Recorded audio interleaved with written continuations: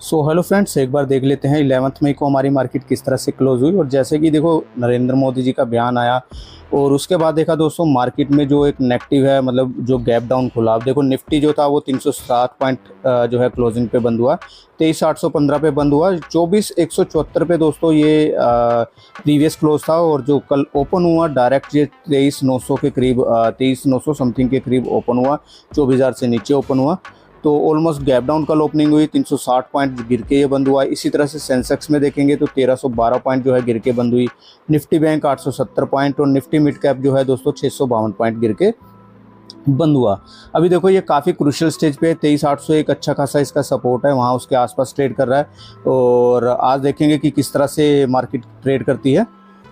तो अगर सेक्टर की बात करें तो देखो यार, सेक्टर जो था कल सिर्फ एक ही मात्र सेक्टर था जो कि हेल्थ केयर सेक्टर था, जो कि ग्रीन में दिख रहा था, या फिर निफ्टी फार्मा और निफ्टी एफएमसीजी, ये 3 सेक्टर थे, वो भी माइनर से गिर में थे। लेकिन अदरवाइज देखेंगे तो दोस्तों सारे के सारे सेक्टर जो कि गिरने वाले थे। सबसे ज़्यादा सेक्टर जो है consumer durable, Nifty realty, PSU bank, Nifty media और ऑयल एंड गैस, ये सबसे ज़्यादा गिरने वाले जो सेक्टर थे कल की डेट में। इसी तरह से अगर बीएससी की बात करेंगे तो बीएससी में देखेंगे तो वही हेल्थ केयर एक सिंगल सेक्टर था। और इसी तरह से दोस्तों गिरने वाले शेयर जो थे वो सेक्टर थे वो सबसे ज़्यादा BSC power, BSC cap good, consumer डिस्टेक, रियल्टी, और ये सब जो थे सेक्टर जो कि गिरने वाले में थे। अगर एडवांस डिक्लाइन रेशियो की बात करें तो देखो बीएससी में 1438 मात्र जो थे शेयर बढ़ने वाले थे, 3,000 के आसपास जो शेयर थे वो कि गिरने वाले थे। इसी तरह अगर एनएससी की बात करेंगे तो यहाँ पे भी देखेंगे 822 बढ़ने वाले थे मात्र और 2115 जो कि गिरने वाले थे, जो कि क्लियर कट बताता है कि इस समय जो है जो इस समय मार्केट को कंट्रोल कर रहे हैं।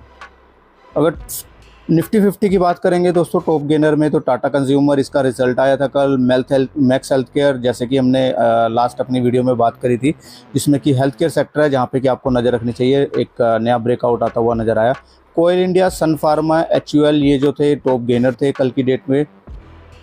अगर बात करेंगे टॉप लूज़र की तो टाइटन कंपनी, और टाइटन कंपनी आपको पता है कि दोस्तों जो नरेंद्र मोदी जी का बयान आया था कि 1 साल तक ज्वेलरी मत खरीदो, कोई भी फंक्शन है, तो उसकी वजह से दोस्तों डेफिनेटली उसका इम्पैक्ट जो था ज्वेलरी सेक्टर पे आना जरूरी था, डेफिनेटली हमें देखने को मिलना ही था। और इसी तरह से टाइटन कंपनी जो कि टॉप लीडर है अपनी इस सेगमेंट में, उसमें 7% के करीब जो है गिरावट देखने को मिली। हालांकि ये गिरावट दिन भर में इससे भी ज़्यादा थी, लेकिन लास्ट में जाके थोड़ा बहुत क्लोज हो गया, मतलब कि थोड़ा सा हमें वहाँ पर रिकवरी सी दिखी और जाके फिर भी 7% के करीब गिरते हुए दिखा। इंटरग्लोब एविएशंस, एसबीआई रिजल्ट बेकार आए थे, एटर्नल और उसके बाद भारतीय एयरटेल भी 2% के करीब, ऑलमोस्ट 4% के करीब ऑलमोस्ट जाके गिरा।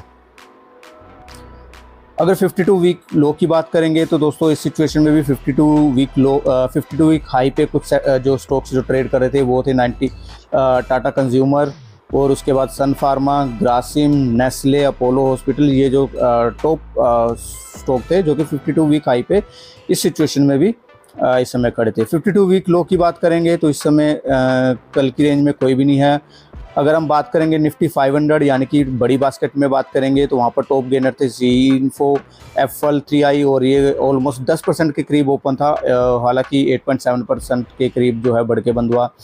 कृष्णा इंस्टीट्यूट और वोडाफोन आइडिया और टाटा कंज्यूमर ये टॉप गेनर थे निफ्टी 500 में।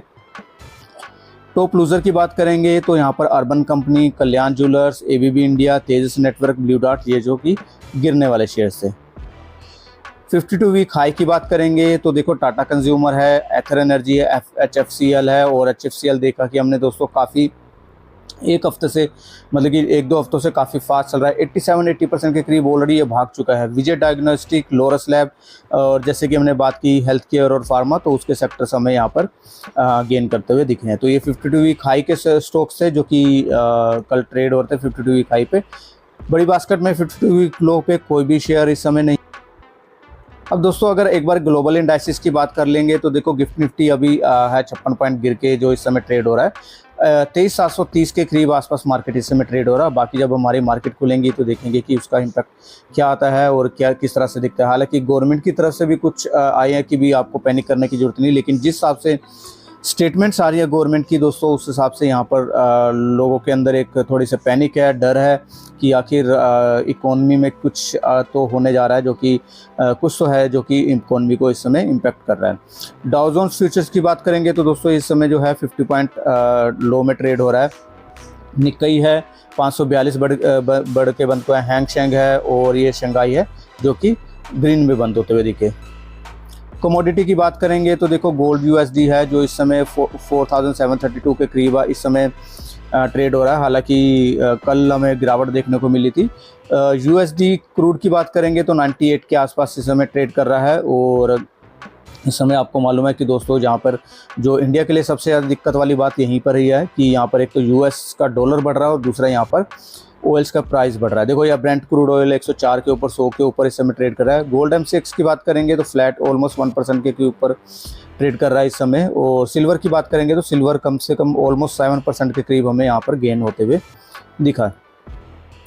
करेंसी की बात करेंगे तो दोस्तों देखो ऑलरेडी डॉलर जो है वो 97 के आसपास इस समय ट्रेड कर रहा है। USD/INR की बात करेंगे तो 95 के आसपास जो है इस समय ट्रेड कर रहा है। 95 से ऊपर भी इस समय ट्रेड कर रहा है, तो जो कि हमारे लिए डेफिनेटली हमारी इकोनॉमी के लिए एक चैलेंज है। और यहाँ अगर FIS DIS की बात करेंगे तो FIS ने देखो कल जो है 8,437 करोड़ रुपए की जो है इन्होंने बिकवाली करी। और DIS की बात करेंगे तो 5,939 की जो है इन्होंने खरीदारी करी। तो यही है दोस्तों, यहाँ पे FIS है लगातार सेलिंग कर रहे हैं। और DIS की बात करेंगे तो DIS दोस्तों बाइंग कर रहा है और इसी वजह से हमारा मार्केट जो है संभला हुआ है। संभला भी क्या हुआ, मतलब कि जो उतनी गिरावट नहीं देखने को मिल रही फास्ट जितनी की गिरावट हो सकती है, जिस हिसाब से FIS सेल कर रहे हैं।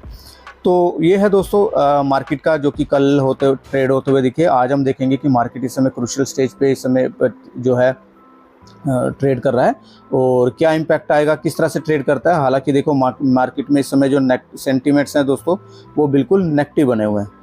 यही है दोस्तों जो मार्केट का जो कि लास्ट कल के दिन जो ट्रेड हुआ मार्केट का अपडेट है। तो बाकी देखते हैं आज मार्केट किस तरह से ट्रेड करती है। आपका व्यू ऑफ पॉइंट क्या है मार्केट को लेके कमेंट बॉक्स में लिखिएगा।